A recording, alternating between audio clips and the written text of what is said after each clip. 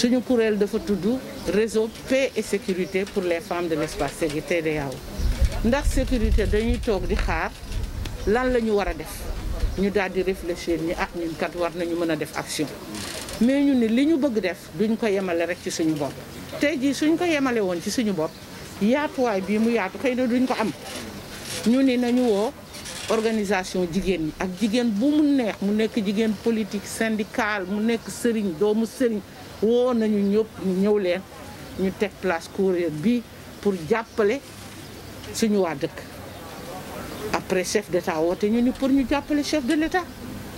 ñun nag ndimbalu chef de l'état boobu dañu ni ministère de la femme la ñu am mooy suñu kër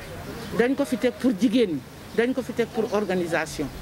li ñu jëkk am ci matériel ñu jël ko am na ci loo xam ni la ñu yóbbu ministère ba biñ ko xaymaa toll na ci 2 millions wala ëpp na ko ñu dem jébbal ko ministre Ndeye Saly Diop ni ko ñii organisation société civile ak organisation femmes yi booloo booba defe naa 45 la ñu woon ñoo ñëw indi la ndimbal gi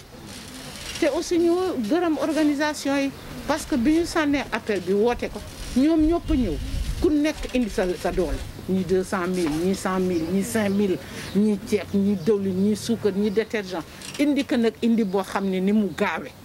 institution yi sax yu mel na au conseil du dialogue social ñu mel na observation nationale de la parité dañuy sol seen dàll ñëw ba fii jébbal ñu don yi dem xam nga loolu mandarga bu fort mandarga bu am doole la te xam nga loolu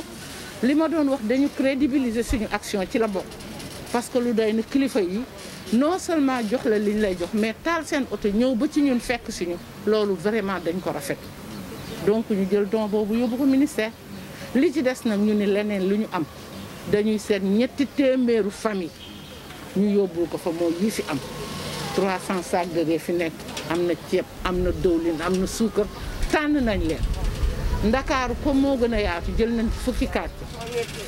Rufisque jël nañ fa juróomi quartier Guédiawaye jël nañ fa ñeenti quartier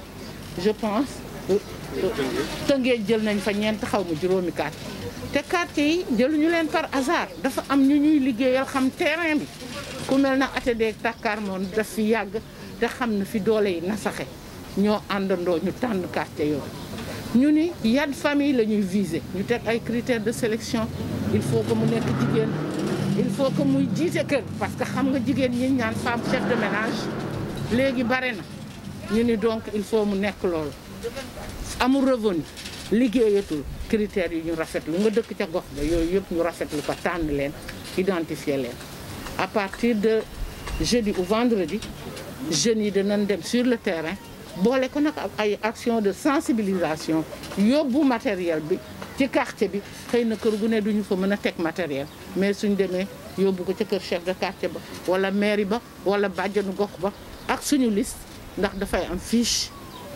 technique bu am sa tur sa carte d'identité sa adresse sa mandarga ñu bind ko bind li nga jot ñu delloo ñu ko suñuy mën def évaluation delluwaat sur le terrain. ñu évaluer pour ñun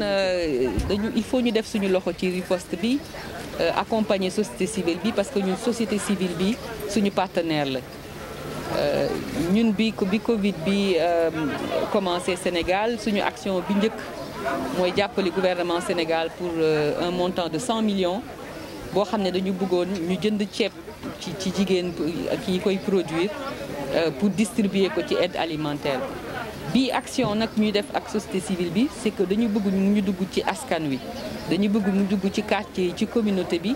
yee nit ñi jàppale ñi nga xam ne dañu soxla ñu jàppale leen et surtout véhiculer message prévention yi gestes barrières yi mobilisation bi ñun looloo tax ñu sawar ci jàppale leen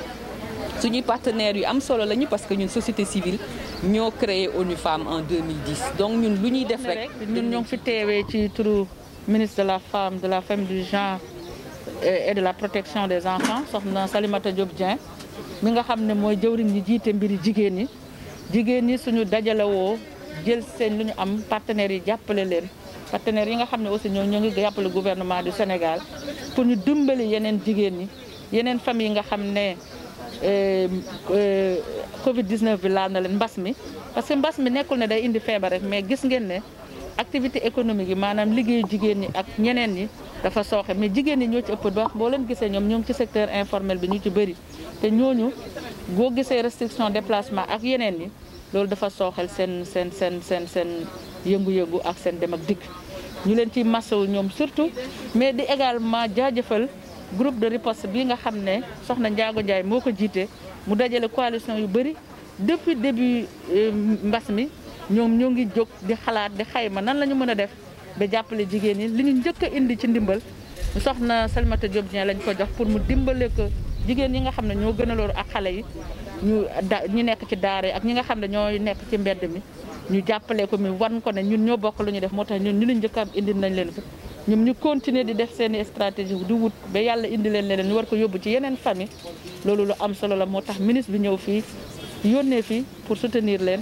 mais wan leen ne li ñuy def lu ko ñor la bàyyee na leen xel te liggéey bu mu tàmbale woon ak ñoom